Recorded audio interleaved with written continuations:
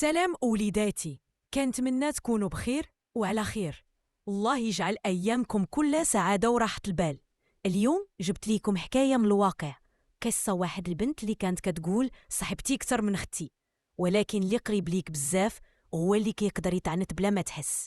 جلسوا مزيان، خدوا نفس وحضروا قلوبكم، راه هاد الحكاية غادي تمس كل واحد فيكم. كانت نادية بنت في عمر الزهور، تربات على يد أرملة، عانت بزاف باش توصلها لهنا.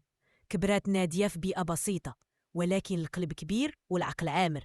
ما كان عندها لا خوت ولا خواتات، ولكن عندها واحد البنت كانت كتسميها أختي اللي ما ولداتش ليامي، اسمها سمية. كانوا من صغرهم كيلعبوا مع بعض، كيقراو في مدرسة وحدة، كينعسوا عند بعضياتهم. سمية كانت كتعرف على نادية كل صغيرة وكبيرة، حتى في الأسرار ديال الدار ديالها. نادية كانت كتقول في بالها إلا الدنيا كلها خلاتني، سمية عمرها تخليني. ولكن الأيام دوارة والناس بدالة.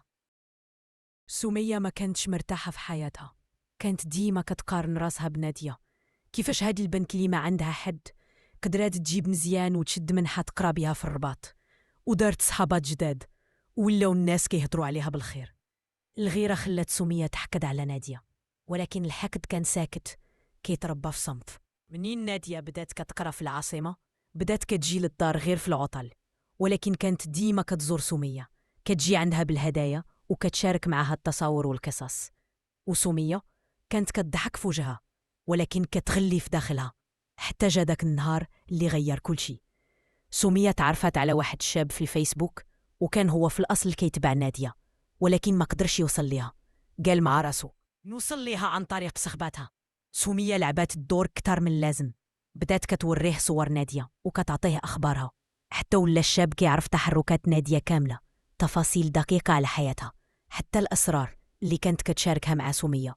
وفي لحظة خيانة مشات سمية عند داك الشاب وقالت ليه إلا بغيت تدمرها راه عندي ليك خطة. خطة كانت خايبة وخبيثة. سمية جمعات كل شيء، تصاور خاصة، محادثات قديمة وأسرار ديال نادية، وبدات توصلهم لداك الشاب. بداو يركبوا القصص وينشروا الإشاعات على نادية، حتى ولا اسمها كيدور في الجروبات، والناس كتقول البنت اللي كانت كتحشم تشوفوا شنو كدير. الصدمة كانت قوية، نادية ما فهمات والو، صحابها بداو يتهربوا منها، الأساتذة بداو يشوفوها بنظرة مختلفة، حتى المنحة ديالها تعطلات وكل شي ولا غامض. في البداية شكات في وحدة من القسم، ولكن منين وصلت ليها المعلومة راه صاحبتك سمية هي اللي وصلت كلشي، حسات بحجر ثقيل في صدرها. ما صدقاتش، مشات تواجهه، قالك ليها سمية واش بصح انتي؟ سمية ما لقاتش ما تقول، غير قالك ليها ببرود نادية انتي خديتي كلشي، كنتي كتلمعي وانا بقيت في بلاصتي، خصني نعيش حتى انا. نادية حسات بالارض كدور بها، ولكن القصة ما سالاتش هنا. نادية بعد ما شافت الصور والكلام اللي تنشر عليها انهارت، حباسة في القراية، ما بقاتش كتجاوب على التليفونات، حتى الأم ديالها حسات بيها كتغرق في بحر مظلم. داكشي اللي خلى نادية تمشي تبكي في حضن الأم ديالها، وقالت ليها ماما صاحبة عمري غدرت بيا، دمرت حياتي، فضحاتني بلا ذنب. الأم مسحت دموعها وقالت ليها اللي ما يقتل يقوي، يا بنتي اللي طاح خاصو يوقف ماشي يبقى في الأرض. هنا بدا التغيير. نادية قررت توقف على رجليها، مشات وبلغات على داك الجروب وجمعات الأدلة، ومشات حتى للشرطة الرقمية وقدمت شكاية. ما كانش سهلة، ولكن القوة بدات ترجع ليها شوية بشوية. بمساعدة جمعية للدعم النفسي والاجتماعي رجعت نادية تبني حياتها من جديد.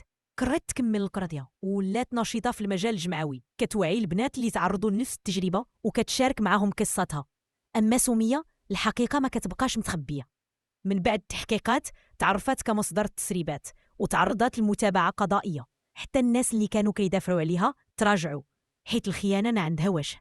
أما كريم فحتى هو طاح في شباك القانون. اليوم نادية ولات نموذج ديال القوة والإصرار، بقات في حالها ما انتقماتش، ولكن خلات القانون ياخد مجراه. خدمات على راسها، وحتى الإعلام دار معاها لقاء على تجربتها. وها هي الحاجة فاطمة كتختم لكم القصة وكتقول ماشي اللي كيبان حبيب راه حبيب، واللي قريب بزاف يقدر يكون هو أول واحد يطعنك. ماشي كل طعنة كتقتل، كاين طعنات كتعلم وكتقوي وكتخليك تولي جبل ما يتزحزح.